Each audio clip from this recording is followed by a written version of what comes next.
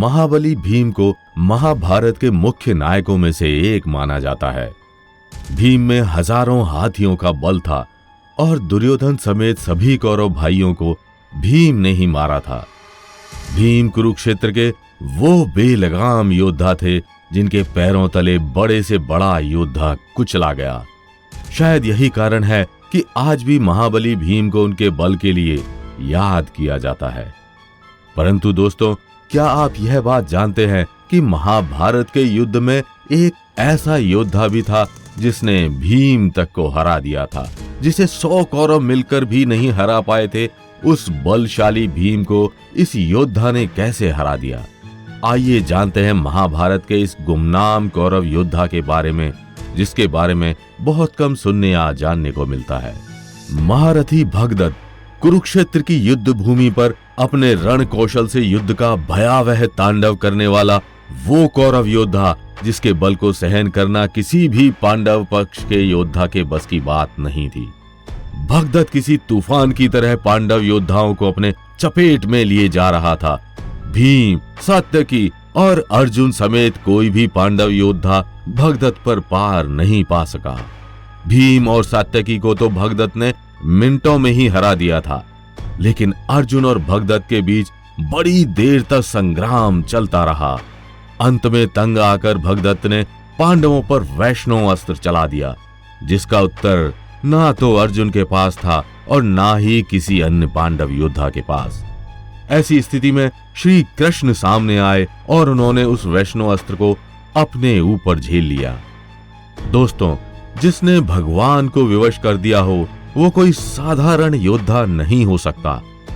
महारथी वीर भगदत्त के पास ना सिर्फ वैष्णव अस्त्र था, बल्कि उसके पास शक्ति अस्त्र भी मौजूद था।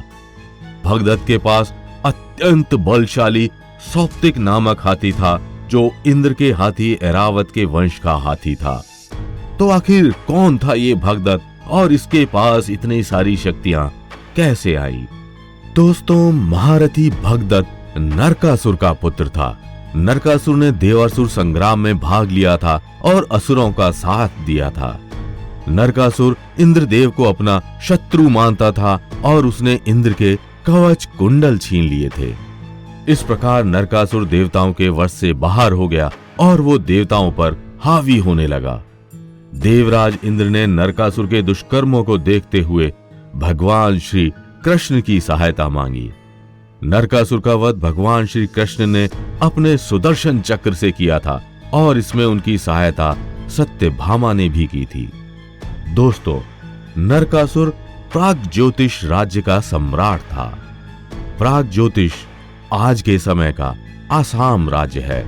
नरकासुर की मृत्यु के बाद उसका पुत्र भागदत्त प्रागज्योतिष राज्य का राजा बना।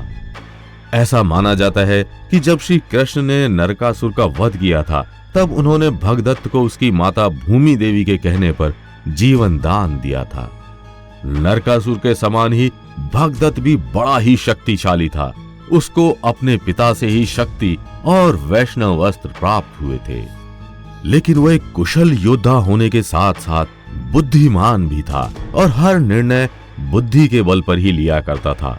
शायद यही कारण था कि उसके देवराज इंद्र से अच्छे संबंध थे। महाभारत के युद्ध में भगदत्त ने कौरवों का साथ दिया।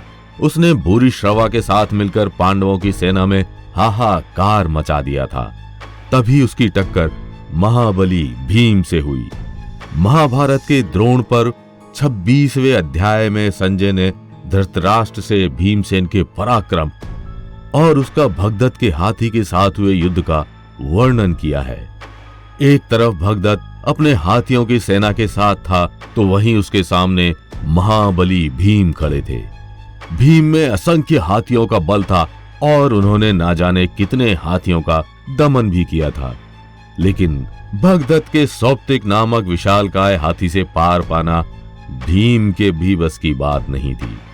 इंद्र ने जिस ऐरावत हाथी के द्वारा दैत्यों और दानवों पर विजय पाई थी, उसी के वंश में उत्पन्न उस सौप्तिक नामक हाथी पर सवार हो भगदत्त ने भीमसेन पर चढ़ाई कर दी थी।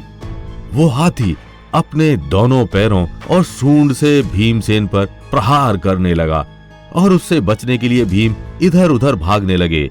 हाथी और भीमसेन दोनों क्रोध में थे और एक दूसरे को चोट पहुंचाने के लिए बेचैन थे। शायद जीवन में पहली बार भीम का सामना ऐसे हाथी से हुआ था जो उन पर भारी पड़ रहा था। अंत में भीम ने उस हाथी को चकमा दे दिया और वे उसी के शरीर में छुप गए। जैसे ही उस हाथी का ध्यान भटका, भीमसेन वहां से भाग खड़े हुए। इसके बाद महाभारत के युद्ध में भागदत्त के जीवन का वो निर्णायक दिन आया जब उसका सामना अर्जुन से हुआ। इससे पहले युद्ध में जितनी भी बार अर्जुन और भगदत्त लड़े, युद्ध का कोई परिणाम नहीं निकला। महाभारत के युद्ध से पहले भी इनकी एक बार टक्कर हो चुकी थी। जब युधिष्ठिर ने राजसूय यज्ञ करवाया था, तब भगदत्त ने यज्ञ के घोड़े को रोक अर्जुन को ललकारा। तब अर्जुन और भगदत्त के बीच इतना गहन युद्ध हुआ कि युद्ध को समाप्त करने स्वयं भगवान इंद्र को आना पड़ा।